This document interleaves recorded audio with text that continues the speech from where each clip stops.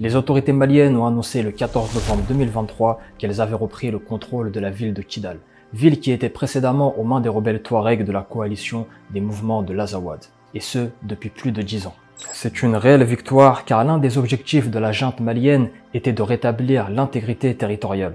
Toutefois, bien que le Mali ait récupéré le contrôle du nord de son territoire, la transformation de cette vaste région supposée riche en ressources minières et en hydrocarbures en une zone pacifiée et propice au développement et à l'exploitation des richesses reste un défi.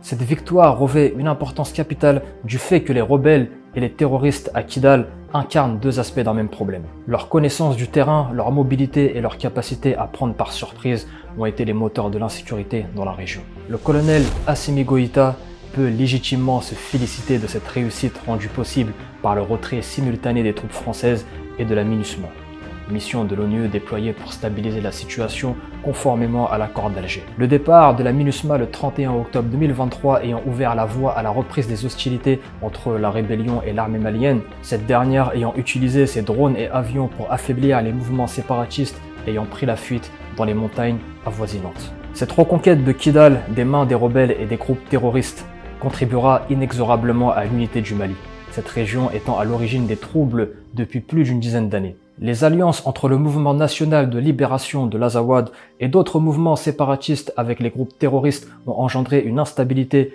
menaçant les États déjà fragiles du Sahel, en plus des défis notoires environnementaux et climatiques. Cette victoire des forces armées maliennes est porteuse de changements significatifs si elles réussissent à maintenir leur position. En effet, elle marque la fin de l'accord d'Alger, considéré comme très désavantageux, y compris pour les signataires. L'accord d'Alger, officiellement dénommé Accord pour la paix et la réconciliation au Mali, est un accord visant à mettre fin à la guerre du Mali, signé le 15 mai et 20 juin 2015 à Bamako. C'est aussi un revers pour tous les partisans de cet accord, notamment l'Algérie, pays frontalier du Mali, qui doit rapidement engager des pourparlers avec les autorités de Bamako pour favoriser des relations de bon voisinage à l'instar de ce qui existait à l'époque de Boumedienne.